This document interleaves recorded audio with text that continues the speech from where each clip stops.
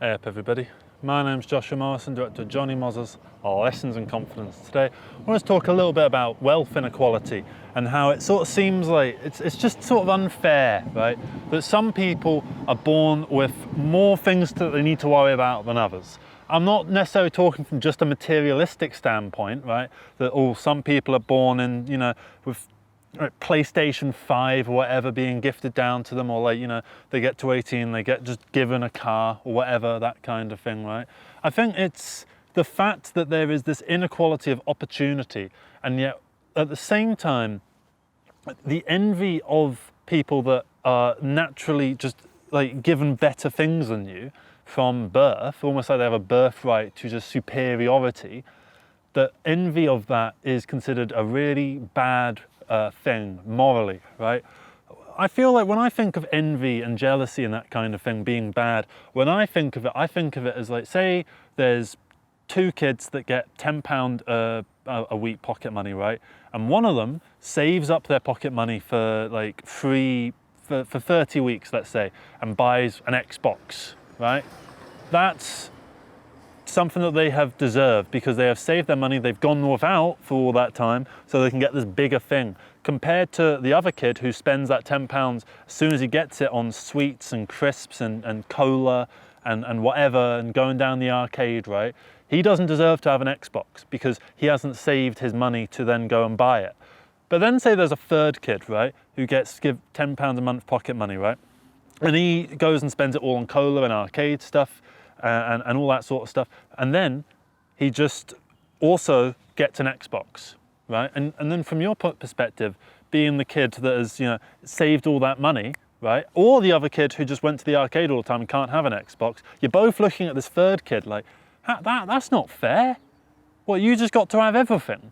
I don't understand why that's where I see wealth inequality. That's the way that I kind of envision it, right?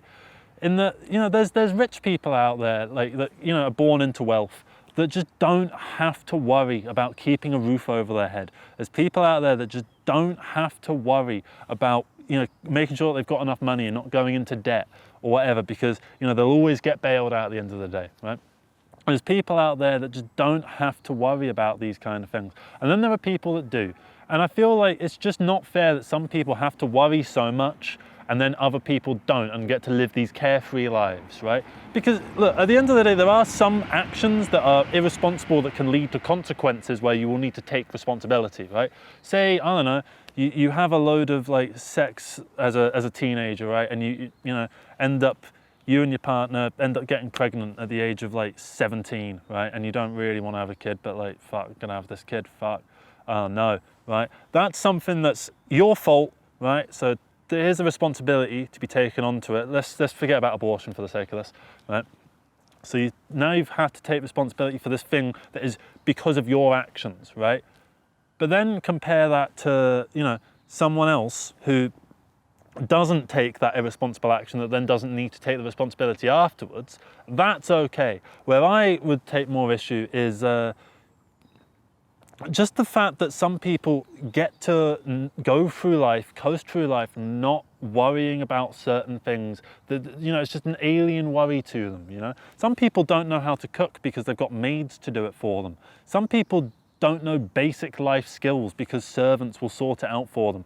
Some people they just don't have to worry, right? They don't have to concern themselves with the problems of the peasants, right?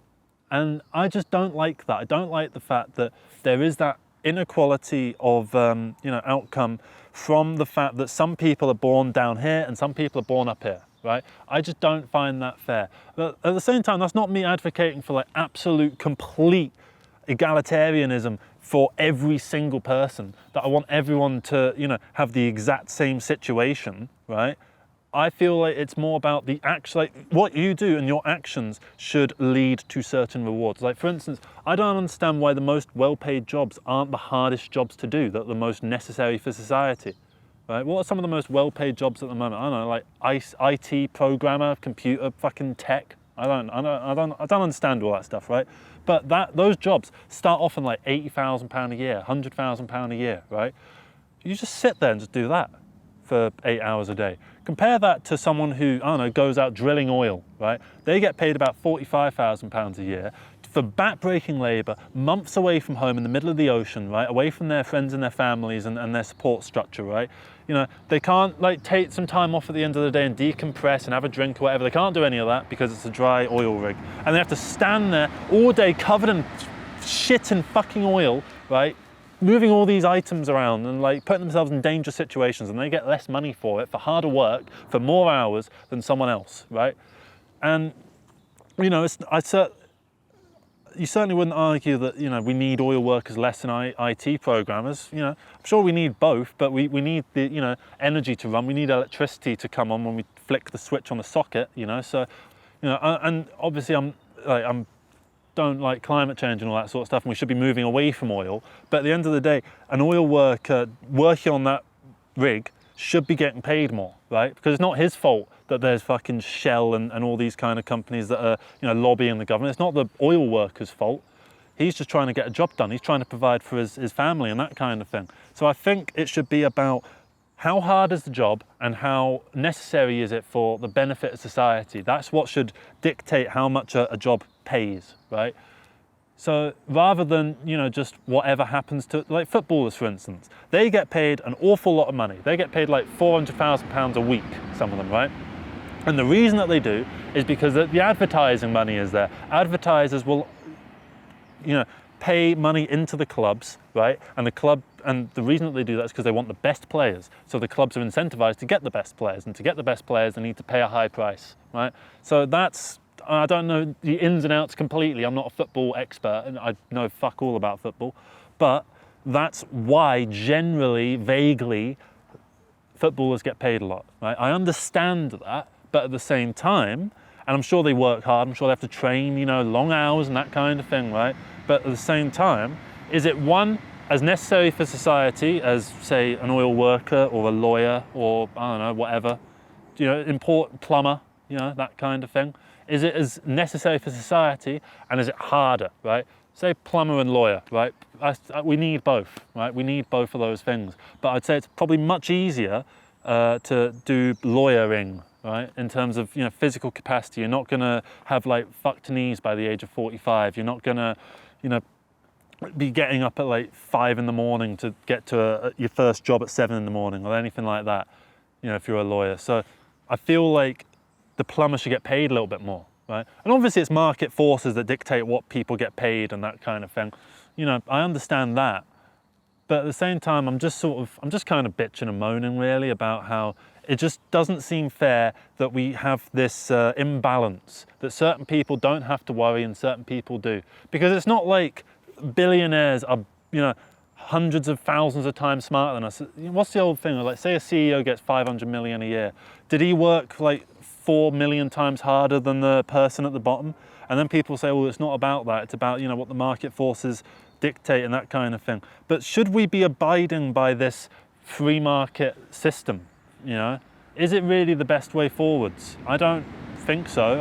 I mean, I'd say there's some benefits to, you know, being able to go about your business and do your business with freedom from the government. You know, whenever I get my tax return in, you know, whenever I get my taxes in and I have to pay my tax, I instantly become a libertarian, right? I had to pay £66 on VAT for this thing that I bought, right? And I looked at that and I was like, oh, fuck off. Why should I have to pay VAT? Bollocks to this, I hate VAT. But, you know, then later on, when I managed to reap the benefits of infrastructure and society that comes from, you know, the money that our taxes go towards, suddenly I'm okay with those sort of things. So, you know, I think there should be enough freedom on a, you know, a small business level to kind of do whatever you want. But once you get to big business, that's when there should be just like enforcement, right? I feel like it should be like libertarianism for the individuals, like the, you know, the small businesses and right, that kind of thing. And like for almost communism, socialism for like big businesses, you know. I don't think that we should be having, you know, 6 tech companies that run everything, that Facebook and Google and stuff that just buy out all their competition and monopolies like shooting up all across the world. I don't think that we should have that kind of thing. I don't think that we should have companies that are so big that they can strong arm their way into any industry that they want. You know, like how Uber started. Uber started because they were able to have all the funding to do things cheaply so that they could then come in and corner the market and provide a better service than, say, taxis or whatever. And then the second that the Ubers are more popular than taxi services, suddenly Uber shoots up in price, but now everyone's used to Uber, right? Same with Amazon and Temu now and all these sort of things. That's what they do. They corner the market with low prices and provide a service that's better than anyone else because they can afford to operate at a loss in order to corner the market in the long term. And I think that it's kind of wrong that big companies are able to just do that. And that again comes to the inequality sort of thing on a corporation level, on a company level. Say if you're a small corner shop, right, compared to, say, a Sainsbury's Local. Sainsbury's Local, owned by Sainsbury's, probably has deals with so many wholesale suppliers, right? So they can get good deals on biscuits, right? So they get their biscuits for 50p per kilogram, right? The small business doesn't get these same deals. It doesn't get the same ability to negotiate. So they have to pay £1 for the same biscuits, right? So obviously the small business is going to have higher prices, right? Which means that people are going to go to the big business, right? Which means that everything flows towards the large scale and the monopoly. That's how monopolies end up forming, because a big corporation is able to provide a better service than a small business. It's the same reason you don't see any independent petrol stations, right? You never see like a mom and pop petrol station, right? It just doesn't happen, because how are you going to be able to get your petrol and run that at a profit? You just won't be able to, because you need to have lots and lots of petrol stations. I see a lot of issues with this sort of inequality thing. And the reason I'm making this video is because I was walking to a friend's house today. And first I have to walk through an estate, right, to get there. And then right after the estate, there's this sort of posh bit, this posh road that I have to walk down that has huge, detached houses with big balconies on the front, and it looks all ornate and Victorian, Georgian, lovely, beautiful buildings with, and you can see inside the windows, and people are very clearly well off, and they have so much, and they have so much space to just be themselves and open, and they have probably rooms just to, for their hobbies and stuff like that. You're able to have a room for all your hobbies, right? But compare that to the estate that I'm walking through, where everyone gets maybe 2 rooms tops, but it's the same amount of people living there, so they have to live in a more compressed space with less, access to privacy or whatever. Say if you've got one house that has 2 bathrooms and one that only has 1 bathroom, and you've got 4 people living in both of these houses. The 4 people that are living in that house with the 1 bathroom are going to have a harder time going to the toilet or having a bath or whatever, brushing their teeth and stuff. They have less access to that bathroom because it has to be shared amongst more people, right? Compared to the one that has 2 bathrooms. So just the fact that there's that basic inequality of different things, that certain people get to live better lives despite the fact that they haven't earned it, just irritates me, right? But obviously some people do earn it. I don't have a problem with people earning, a better living for themselves and that kind of thing. But I don't understand why there's people out there that are allowed to just, come out the womb with a silver spoon in their mouth. It just irritates me. And if you want to call that envy or jealousy, then go ahead, because at the end of the day, I'm just frustrated at the, rampant wealth inequality that's only growing in this, and basically every Western country. I'm not satisfied with the state of things, and I'd like them to be better, please. So that's why I'm making this video. Can we make stuff better, please? Thank you very much. Not like we've solved anything with this fucking video. It's a bit all over the place, I know. But yeah, thank you very much for watching. I hope you got something out of it. I hope you, I don't know, get something good, useful. What do you think? Do you agree with this? Do you think I'm talking a load of shite? And if you disagree, can we disagree in decent sort of ways without, resorting to this typical sort of Facebook argument sort of stuff? Because I don't really want to be hearing about Donald Trump or whatever in the comments of this video. So yeah, if you mention Donald Trump, naughty, don't do that, right? Because 1, I'm not American, and 2, just shut up. Just find something else to use as your example. When I was doing that example of the groceries earlier, I was so tempted to say eggs, and I made sure not to say eggs, because in the news and on forums and stuff, everyone's banging on about the price of fucking eggs. Why is it always eggs? Do you not have another grocery you can use as an example? A couple of years ago, it was petrol prices, and they were like, "Ooh, Joe Biden, look at the price of petrol, it's a bit higher than usual, isn't it?" And now it's like, oh, look, Donald, the price of eggs are a bit higher than usual, aren't they? So there's nothing else changing in price at all. Like when the cost of living crisis happened a couple of years ago, I remember I was going to Lidl, right? And I was noticing the price of eggs going up, the price of milk going up, the price of bread going up, everything that I needed going up, right? And I walked past the fish aisle. Every single time I would look at octopus, £3.95, and it stayed at £3.95 the entire time that cost of living crisis was going on. At the end of the cost of living crisis, it went from £3.95 to £3.99, right? Wow. Why don't you increase the price of fucking octopus, and then that way you don't have to increase the price of milk? I don't get it. It's just a pain in the ass, irritating.